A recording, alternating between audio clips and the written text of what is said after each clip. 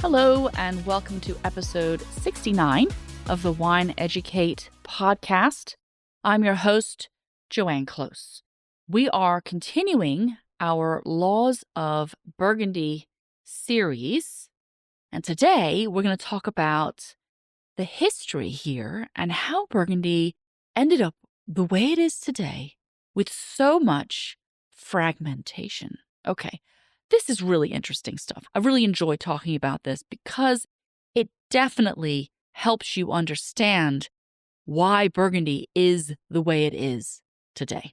So I mentioned last week about the terroir, specifically in the Côte d'Or, how special and nuanced it is. To put it simply, it's limestone, but it's more than that because it's very nuanced and broken up. And the parcels vary very much from even just a few steps away from each other. So grapes have been planted in Burgundy since the Romans.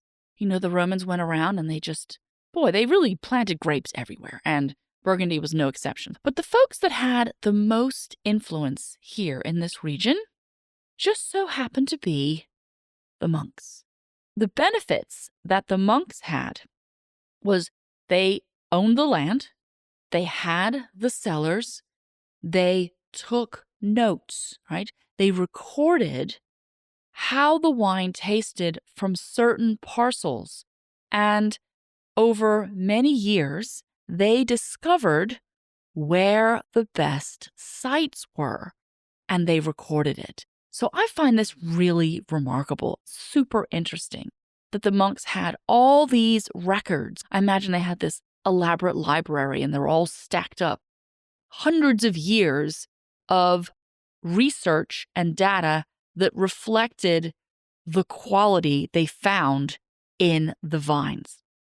And because of the monks, this is how these sites were recognized and how the appellation system was born. So they were the ones who were finding out this is a Grand Cru, this is a Premier Crus, and so on and so forth. Really interesting. Okay, so the monks mapped it out for us. And after the revolution, many of this land was taken away from the church and from the nobles, because those were the people that really were owning land before then, and handed out to the people. So the land was in the hands of the people. And here we have our second most influential event to happen to Burgundy and its fractured nature, and that is the Napoleonic Code. So part of the Napoleonic Code said that when you died, you needed to divide your land up evenly between your children. Well, that sounds great and really fair. But if you have a vineyard and you have 4 children, you are now literally slicing that vineyard up, dividing it between your 4 children. They each get part of the vineyard. But then they pass away, and then they leave their little plot of land to their, 5 children? And it gets further fractured and divided. So much so that there's people now that sometimes only own like a row of vines. So this really divided things up and made it difficult for individual landowners to make their own wine. You're not going to invest in your own winemaking equipment if you've only got 0.3 of a hectare. It just doesn't make financial sense. So this is really how the necessity of the négociant was born.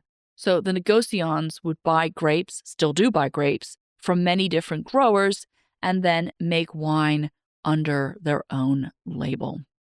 Now, some of you may be scratching your head and saying, well, Joanne, you just covered Bordeaux, and Bordeaux is also in France. But Bordeaux, it doesn't have this fractured nature. They have these large chateaus. Very smart observation.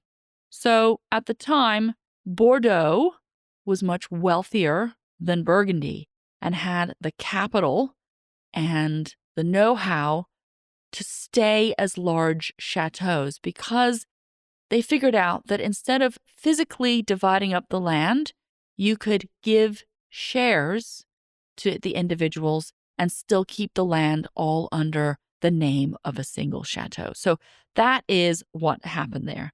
Coming back to Burgundy, this would explain why some of these really famous sites, these famous vineyard sites, have multiple owners because it got divided up over time. Okay, I hope that helps to clarify the appellation system here and the fractured nature and the meticulous attention to detail when it comes to recognizing the best sites in Burgundy. Thank you to the monks. All right, just a little bit on Chablis. We covered Chablis last week. We're just going to introduce a new tier to the pyramid here. So the very entry level, we have Petit Chablis. Petit Chablis comes from the sites that are maybe not the best. So maybe some of the higher, cooler sites, right? Because we are in Chablis and it is a cool climate. And the wines planted on the best sites are the ones that are facing south and getting the most sunshine so they can ripen in this cooler environment. So Petit Chablis at the bottom of the pyramid, then Chablis. And we have Chablis Premier Crus, of which there are 79, but really not all of these are used on labels these days. And then we have Chablis Grand Cru. So there's one Grand Cru appellation, but it's divided into 7 named climats that do appear on the label. Okay, next week is a biggie because we're going to tackle the Côte d'Or. Oof. All right, I will try my best with this. And I'm also going to introduce the importance of slope and how the quality of the grapes grown on different parts of the slope matters. And this is a really good one and important. And it's not just important in Burgundy, it's important in other wine regions as well. So if you have not yet subscribed, please do. You do not want to miss the lesson on slope. Have a lovely weekend. Talk to you on Tuesday.